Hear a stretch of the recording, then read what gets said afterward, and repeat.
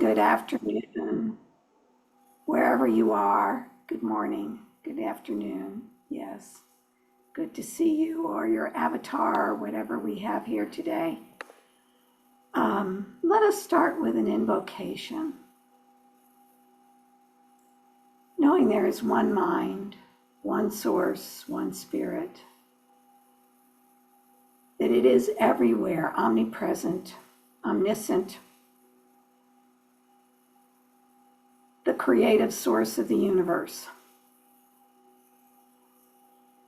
I know that each of us, in this moment and always, are absolutely part of that one creative source. That our lives, our loves, our joys, our thoughts, our bodies, our actions, everything is imbued with spirit, for it has to be, since we are part of it, the expression of it. The expression of it on this earthly plane. That all of us are connected in very deep ways to that one mind. And so therefore, our thoughts, our consciousness, our deeds, our actions, everything is reflected in that one mind, part of it.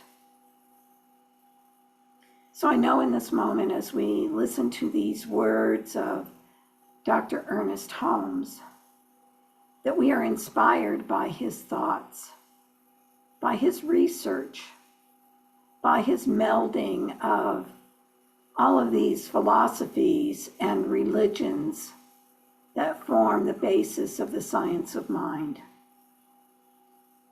That Dr. Holmes understood, and so we understand, for we are one with him, one with that thought. He understood our presence and how we are the love and life of God in this universe and on this plane. For all of this, I am so grateful. I am grateful for the talk that we will hear today from Dr. Ernest. I am grateful for all the good work that he has put together and all the work that each of us in our own way are using his theories, his philosophy, his life as models for our lives, taking it into ultimate manifestation. This is so good. I know that since we are one with this source and this life, that these words do not return to any of us void, that we are inspired, that the words have been placed into that one mind and created from it, and so they are perfect. With this knowledge, with this ultimate truth, I let go and I let go to that one spirit, knowing that all is well. And so it is.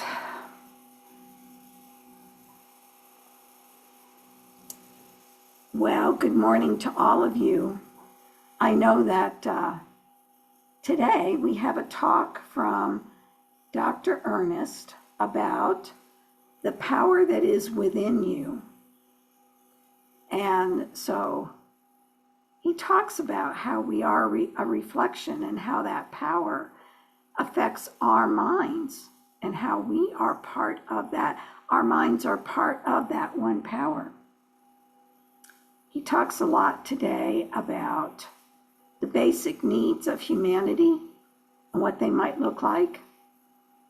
And he talks about overcoming the fear that may reside in us as we do not perhaps always recall or experience that connection with the divine. He also talks about how he goes about solving problems. And I don't want to give you his insights. I'd rather you listen to his insights. I think you will find them very helpful. And perhaps some of you I know have practiced the science of mind for years. You're going to go, oh yes, that's exactly what I do when I remember to do it. I will admit there are times that I get down into the weeds and then I've got to pull myself back out and say, now wait a minute. I know the truth of my being. I know the truth of the story of my life. I know the truth that I have a unique perspective and that is all good and that can be played with, manifested in this world as love and light and joy. And so we can change our perspective and our thoughts. He also talks about what happens in the subconscious mind and how it pops up into the conscious mind. So I know I'm giving you a lot of background information, but I think that this is helpful as you listen to his words and listen to his, on one hand it's advice, but it's just him stating the truth of the philosophy, the truth of our being, the truth of who we are. It is really wonderful. The mind must accept the prayer, and we have to let God answer that prayer. So, and part of it, he talks about keeping the conviction. So with all of that, I think that the next thing to do is to listen to Dr. Holmes as he gives us these words of great meaning.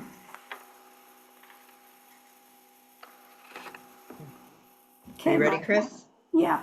Okay, here we go.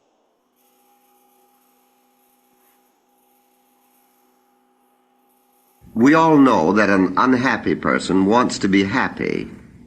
An impoverished person wishes to become enriched. The sick man wants to be healed. And the lonely person wants love and friendship. These are fundamental needs of the human being. And back of them is the need we all have to feel safe and secure in this world and in the world to come. Nothing has happened really to human nature since Jesus walked the earth. We have made many scientific discoveries and life is easier to live, but our fundamental needs haven't changed a particle.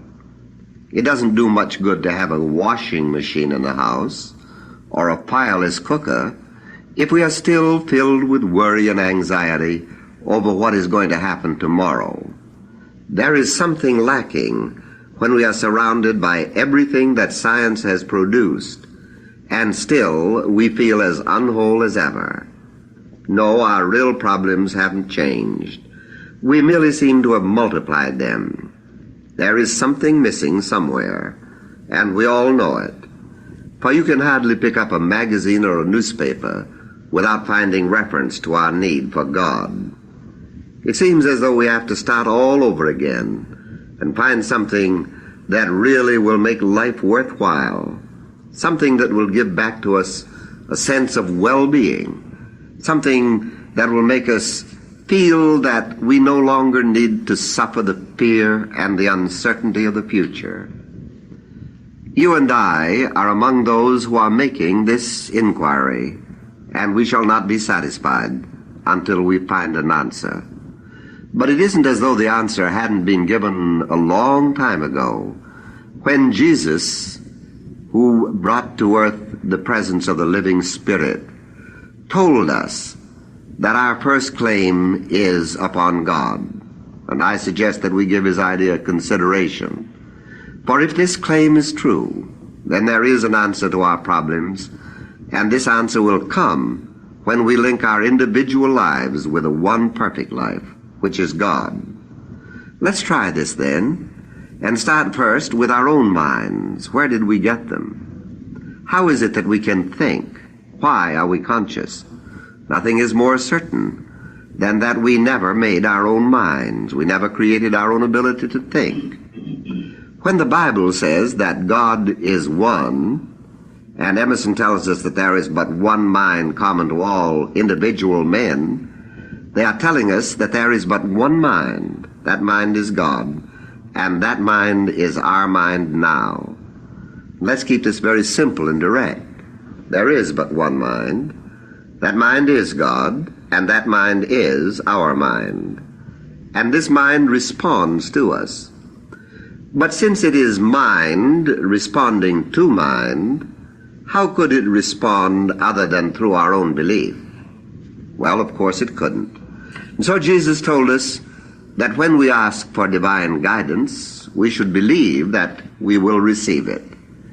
To put this into actual practice, it means if you have a problem, the way to get the right answer is to affirm that God already knows the answer, and that because God knows it, you do.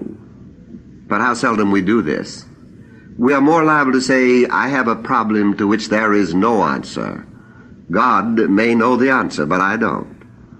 Here we are mixing a positive statement with a negative one, and instantly we become a house divided against itself. Try this sometime when you're confronted with a problem, and instead of saying, I have a problem that I cannot meet, say to yourself, I have a problem that I can meet.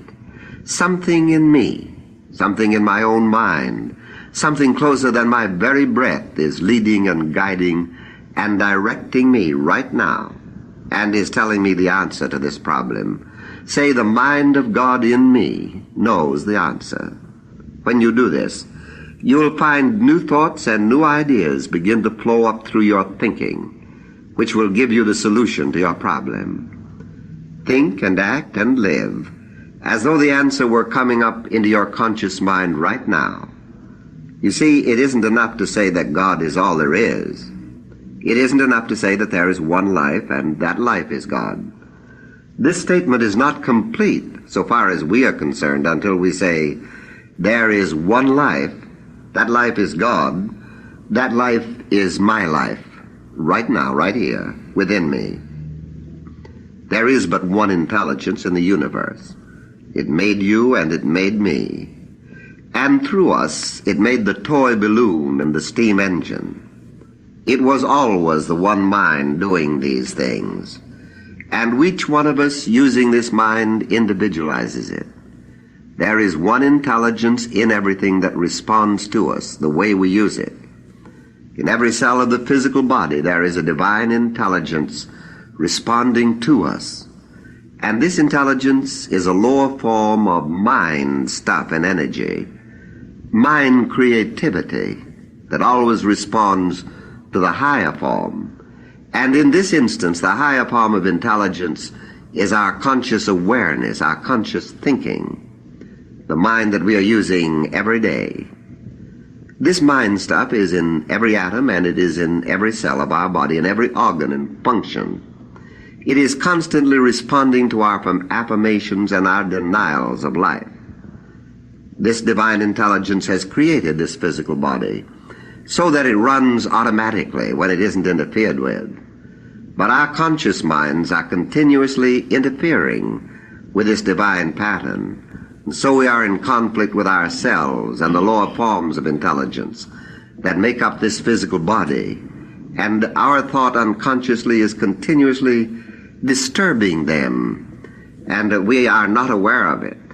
But the creativity of our own mind is remolding even the physical structure of this body in accordance with the things that we are thinking. There is a mind stuff in every cell of the body which responds to our thinking, and in a sense becomes confused when we think negatively. For instance, let's take the ordinary occurrence of eating our food. We sit down with a fork in one hand and a newspaper in the other. Perhaps there is a startling headline, 20 people are killed in an airplane crash. A train has run off the tracks. A new war has started somewhere. Someone suddenly drops dead from heart trouble. Everything is wrong. Well, we have the newspaper in one hand and a fork or a spoon in the other, and the intelligence in every morsel of food that goes into the physical system, and the intelligence in the cells and in the organs of the physical body are confused by the messages they are receiving from the newspaper we are reading. They are not reading the newspaper, but we are, almost in a literal sense, reading it to them. And our minds are transmitting all these negations to our process of digestion. We really are saying, nothing is right, everything is wrong, there is nothing but calamity, nothing but bad luck and misfortune everywhere. So we get an echo from the inside of us which says, nothing is right. I don't even know how to digest this food.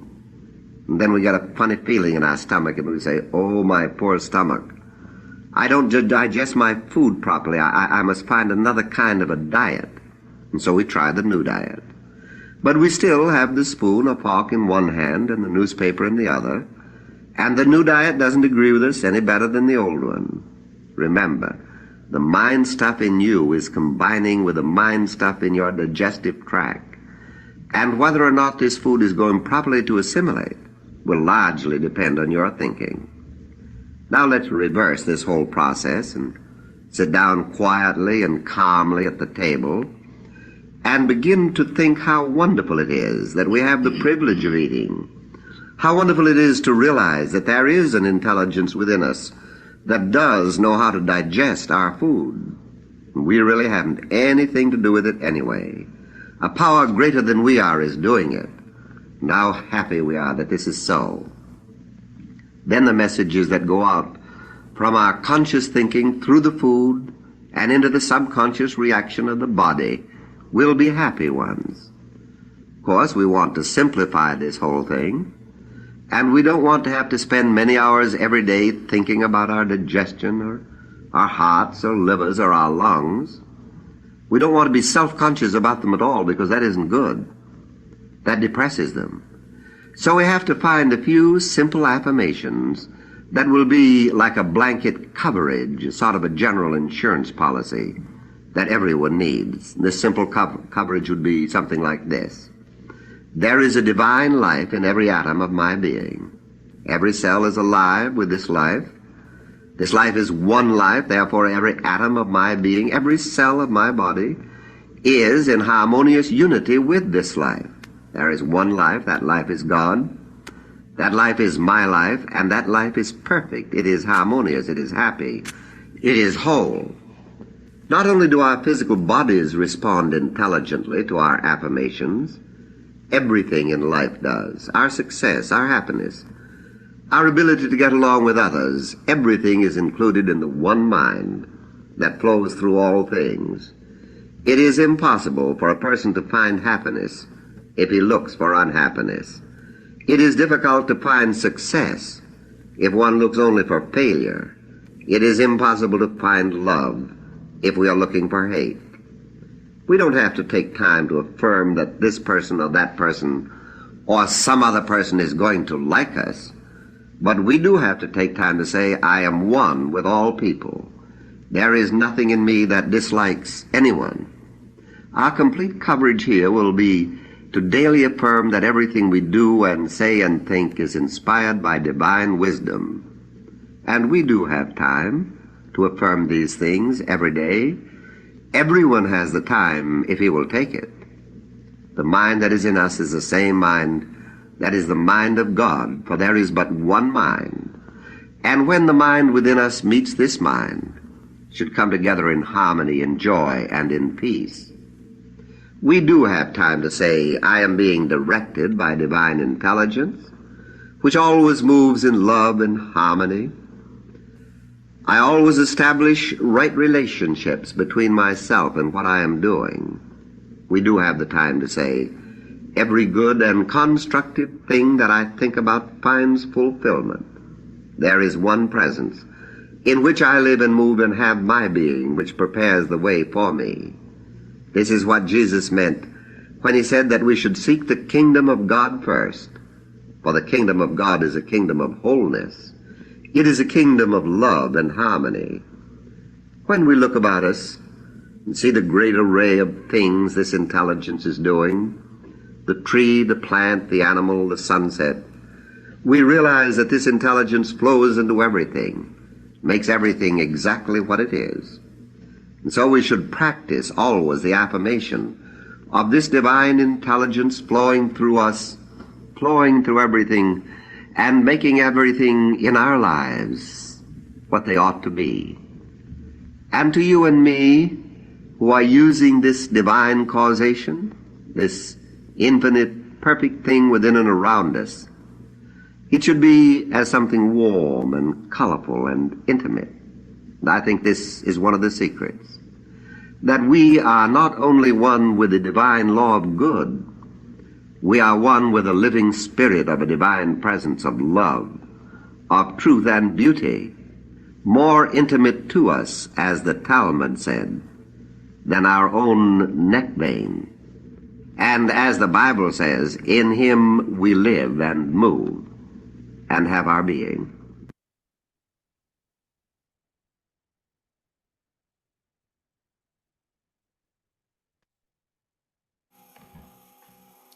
Thank you, Martha, for playing that. Dr. Holmes, as usual, just hit so many topics that are very appropriate and in our world today in terms of how to live our lives and how to move forward, how to, in essence, go to God with our problems or concerns. I love his discussion of when you are eating, if at the same time you're eating, you are reading the newspaper, or in our case, maybe looking at something online or seeing a news flash on your phone or something, that can really disrupt your whole body. For our body is in tune with our mind, even when we think that, I do love the fact that our bodies know exactly how to do so many things. They know how to breathe, assimilate, digest, circulate blood, whatever. And we don't have to worry about that. It's just all part of who we are. But Holmes makes a great point of, if you're sitting there and feeding your mind negative thoughts, then that can have a direct effect on your body. So it isn't like you can't be aware of what's going on in the world, but it's more about how you process that. If you process it, I forget his exact words, but if you, process it as a negative thing, think of it as negative things, then that's going to be reflected in your body and in your mind. But if you turn it around, and I don't want to give you the answers to this, he tells you how to turn it around in this talk, then you have something greater to go on with your life. So, I also noticed that Dr. Holmes does not deny the human condition. He says these are things that are real, they come up in your life, but rather than denying the human condition, he gives us ideas on how to respond and how to place in our mind what it is that we maybe already have and don't realize we have, but we certainly have, for instance, safety and security right where we are today. We don't have to worry about that. So, yeah, he talks a lot about our belief system and linking our mind to the mind of God. So we want to take some time to break into small groups, and I am going to just give you 2 questions today. So the questions are for your small group, and I'll try to put these in the chat after I say them. How does Holmes address problems? So how does Holmes suggest, or how does he address problems? And secondly, I'm trying to put this in the chat. If I could. I already got it, Chris. Oh, okay, good. Thank you, Martha. The second one is, just what did you learn from this talk today? What did it bring forth for you? Was there something, some key concept or concepts that you went, I know that, but just listening to Dr. Holmes brought it to me in a slightly different way, something else that I could look at, reflect on, incorporate in my life. So, Martha Quintana, Reverend Martha Quintana, is our tech today. So she's going to break up into small groups. And I'm looking at, we really only have a few people that have stayed on the call at this point. So we might just want to have 2 groups, Martha. Okay. And I would say 2 groups, and since there'll be 3-4 people in each group, what do you think of 18 minutes? Okay. Sounds perfect. just a different number. Instead of 15 or 20, how about 18? All righty. Okay. Hey, here we go. The rooms are opening. All right. Thanks, Martha. Bye, Pat. Good, good. It's good to see you all coming back into the main room here. You know, I want to hear your discussion and what you came up with, but, you know, I was actually telling Dr. Martha and Reverend Kathy that many times when I read emails and I have to respond to them, I always look for the inspiration from God. Sometimes I'm ready to write the answer and then I go, wait a minute, maybe for this email, I ought to think about what does Spirit want instead of me just jumping in there with my ego, my perspective, my, you know, my wherewithal. But yeah, so I'd like to hear maybe from some of the groups as to what you came up with. If there's a person that wants to speak about their ideas of how they go about solving problems, as Ernest talked about, or the key concepts, or anything that they learned. I mean, I ended up giving you 3 questions. I only meant for 2. But if you if you have any wisdom you'd like to share with us, we'd love to hear it. And if you wouldn't mind, please use the little hand under reactions. That way I can see you and put you in the spotlight.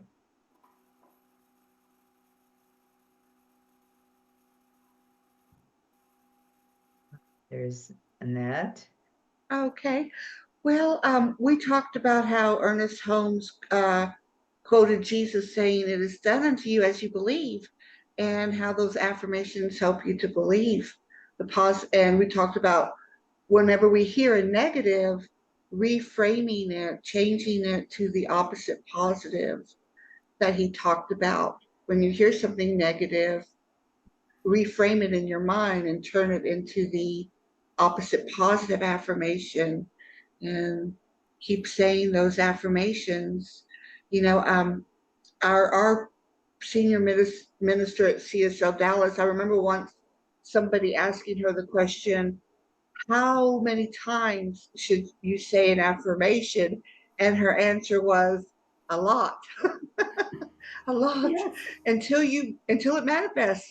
yes, until you believe it. Yeah.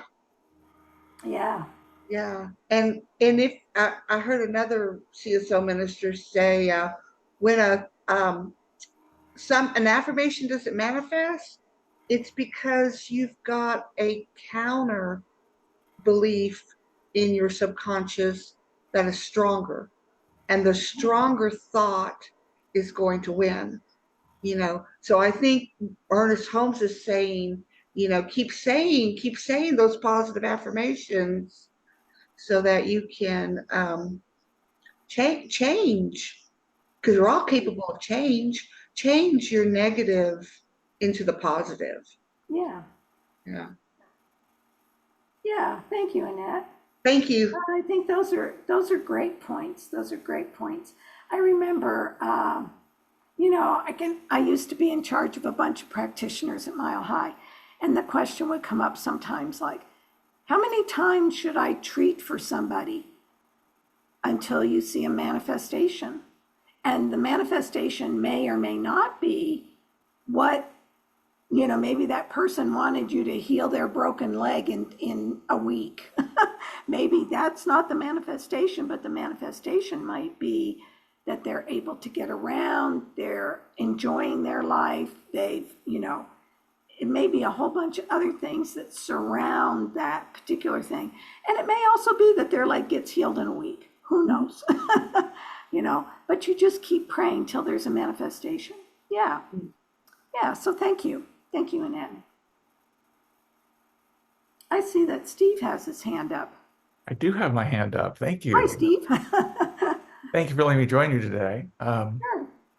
There were two things that I think were takeaways for me in listening to the recording earlier, and they both kind of relate in the same way and relate to what was just said. I think that when he talks about mind stuff in every cell in our body that responds to our thought, and then later he's talking about you can't find happiness if you don't look for happiness or if you look in the opposite direction of happiness. And I think, the takeaway to that as I digest it is just a reminder that, it's the simple thing that's so much in the literature, change your thinking, change your life. And whether it's our health or whether it's our life's affairs, I think that it ultimately comes back to getting our thinking to a point where we're seeing past kind of the illusory clutter that's around us in a mortal world and getting back to a more spiritual truth. And whether that's about our true identity and our health, or whether it's about the abundance of the universe that's available to us, I think it's bringing our thinking in line with it. And I think to me, that was kind of the reminder of the message, was that our bodies and our life's affairs respond to our thinking. And so if you're gonna change things for the better, you ultimately have to find a way to look past the clutter that's right in front of you and see the bigger picture. And part of it, we were talking earlier, I think for me, there's a reassurance in hearing Holmes' voice when he says it. When you listen to the recordings, now having heard him a number of times, I can hear it when I read, and it does sort of reinforce the words when you can kind of hear it in his own voice. So I thought the recording today was really wonderful, and I was glad we had a chance to hear it. Yeah. Thank you, Steve. I think those are great points. I want to reflect on, I work with groups that do not speak English, but sometimes I play one of Ernest Holmes' prayers, and they just love listening to him. There's something about the voice. They might be reading or studying his concepts or his books, but hearing his voice just is so powerful. Yeah.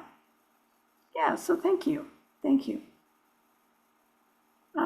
Do we have any other hands up? Don't see anybody. Well, now might be a really good time to ask Reverend Kathy to talk about what's new at the archives. That's my favorite topic. Hi, welcome everyone. I just wondered, is anyone here for the first time at our Lunch and Learn? Oh, welcome, Steve. Nice. Alrighty. Can you share, how did you find out about our Lunch and Learn? I got an email.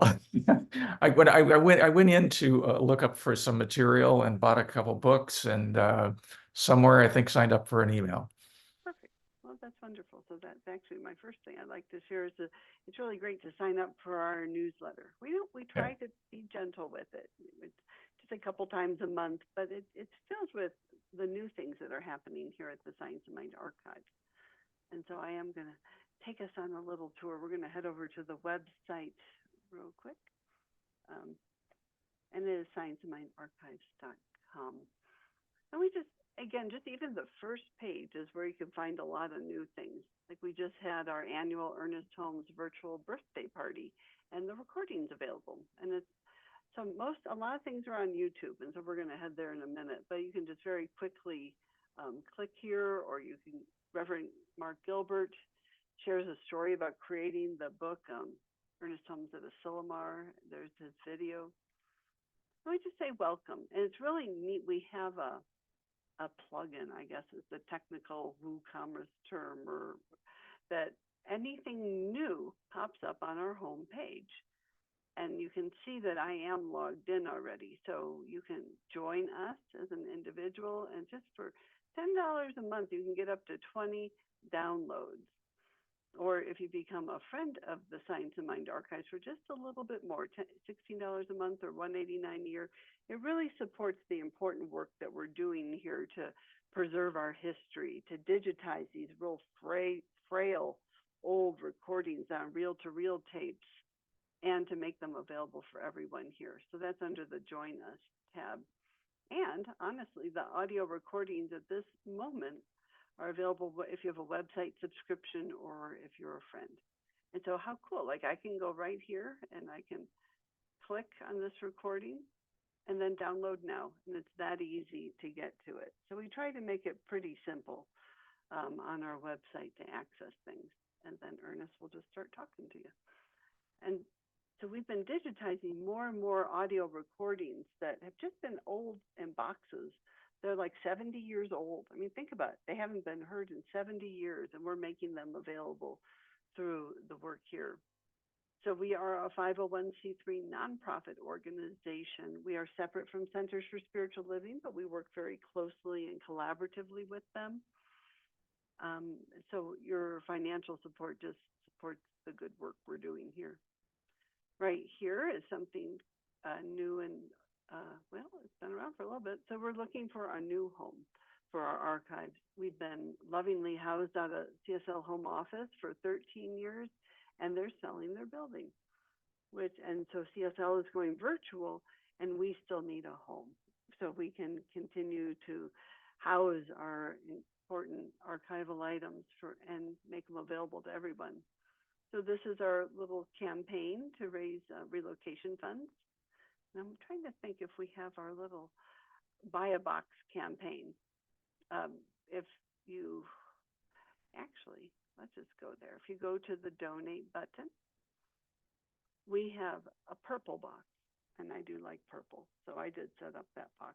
And it is if you, for $137, you can buy a box, and our goal is to sell 300 boxes, and that will help with our physical move of the archives. And then this is for our general donations, is the blue box. And again, these are tax-deductible donations that support the important work of preserving our history. And I want to go to our YouTube channel. So I already plugged it in. So if you go to YouTube, look up Science and Mind Archives and Library.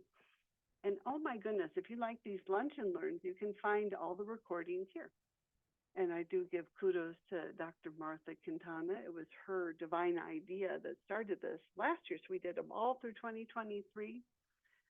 If you go to playlists, and now we're doing them again in 2024. So if you go to playlist, you can find the lunch and learn. Click on view full playlist, and then here they are. And they're just wonderful, obviously, because you just experienced a beautiful one today. So you can find more here. The other playlist, a couple years ago, we did a whole Wisdom of the Mystics show with Reverend Laura Topper. And we talked to Dr. Arun Gandhi, and he presented the mystic Mahatma Gandhi. And it was actually just weeks before Dr. Arun Gandhi made his transition. So it's one of his very last, it was one of his last shows or presentations. Oh my gosh, Reverend Peggy Hostler presented Nona Brooks. And thanks to that, I actually looked up these Nona Brooks books that she talked about, and I'm reading them and hearing Divine Science, which is how Ernest Holmes got into this teaching of New Thought. And so to read Nona Brooks and hear Ernest Holmes, and she actually mentions Ernest Holmes in her biography book. So Christian D. Larson, there's just, it's just kind of a fun series. So I do encourage you to check that out too. So the Science Mind Archives is bringing our history and wisdom to light. Another fun one is our Wise Sage interviews. So we have a whole bunch more that are about to be populated here. But like Reverend Dr. Marilyn Leo, who is the founder of our archives, she interviewed these beautiful wisdom keepers. And here is their story. And we're going to be actually putting clips. We have little clips of just like snapshots of the wisdom And at the very end, I will give it away. We asked each person, so if you could share one piece of wisdom with others, what would you share? These are longtime ministers of our movement. And so you'll have to watch to find out what they say. So that's kind of a brief summary of kind of where we're at and what's happening at the archives.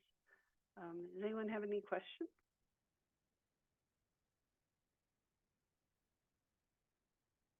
Oh, there you go. So we're always doing something fun and new, and we're digitizing. And so again, signing up for the newsletter is really a great way to do it. And also you get little reminders with the link to the Lunch and Learn. And we do invite you to share it. Share it with your friends, your ministers, your centers. You know, you could even host a night or a special time on Zoom even and share a Lunch and Learn and then have your own conversation with your peeps. Well, thank you, Kathy. Thank you.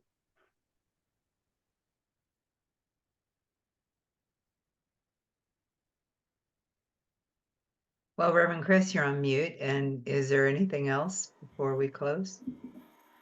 No, it's really been a joy for me to listen to Ernest because I've listened to this talk several times, and every time I listen to it, I get a little nugget that I go, oh yeah, what about that? Okay, it's so good. Yeah. So I really appreciate that all of you were here today and that you participated in the small groups and came up with your own nuggets of wisdom. It's lovely. So I thank you, and Martha, unless there's something else, I think we're done for the day. Or do we know what's next month's Lunch and Learn? I'm looking up. Next month is actually very cool. And the reason it's very cool is that, and it's with Reverend Kathy, and it's the talk that Ernest Holmes gave when the ground was broken at Founders Church in Los Angeles. So it's going to be a real treat. And Reverend Kathy Mastriani, the executive director, is the facilitator. And so, yeah, so do come back for that.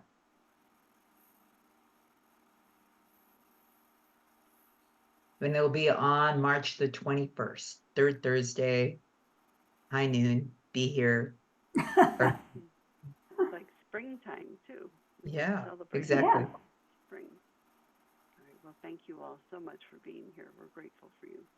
Thank you. Thank you very much. Thank you. Yes, thank you, everybody. Thank you. Bye. Thank you. Thank